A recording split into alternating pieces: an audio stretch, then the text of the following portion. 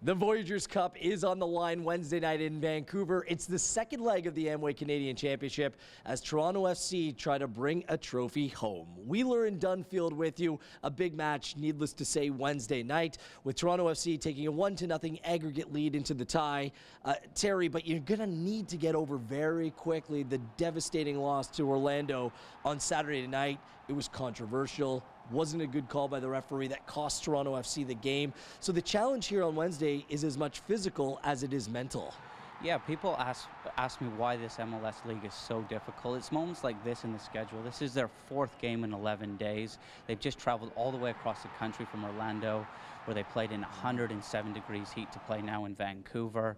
There's suspensions, there's injuries, and this is where mental strength for me really comes into it. It's important that your leaders in the changing room, your Moores, your Moros, don't let the team feel sorry for themselves, and that they now draw a line under that game. It was an absolute dubious penalty. The Beast Baptista goes over way too easily, and that they now focus all their energy on this Vancouver game. There's nothing they can do about that game in Orlando. Well, when they played the Montreal Impact earlier in this competition, they took an aggregate lead to Montreal away with them, and they did a nice job preserving a clean sheet there. But it just seems like if you go out and snatch an away goal, you'll feel so much more comfortable over 90 minutes. Yeah, and an away goal would be huge. And as good as TFC have been defensively this season, I don't think they can sit back for 90 minutes and just bring Vancouver onto them.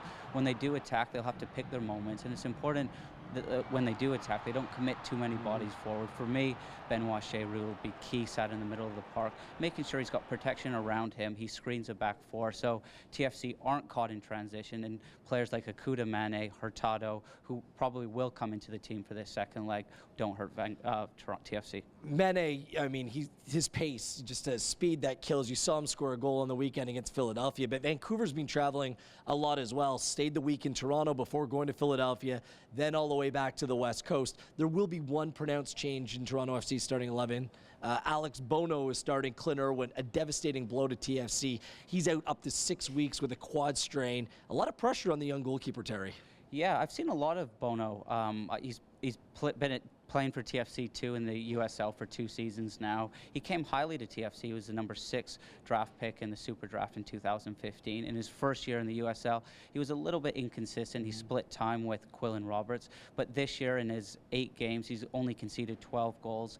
I don't think he's been at fault for one. He's a big keeper. He's 6'3". He's real positive. He's good in one-on-one situations. He'll come off his line, make himself big, and for me, this is an opportunity for him, and he needs to grasp it with both hands. And with the transfer window just a week away, I think this is a real trial period for him, and I'd like to see him go out there and take his chance like Jordan Hamilton and Mo Babuli have. And that's the thing, in this competition we saw Jordan Hamilton really rise to the forefront. It's time for other young Toronto FC players to very much do the same. It is the second leg of the Amway Canadian Championship. You can watch 10 p.m. Eastern Time across TSN 1, 3, 4, and 5.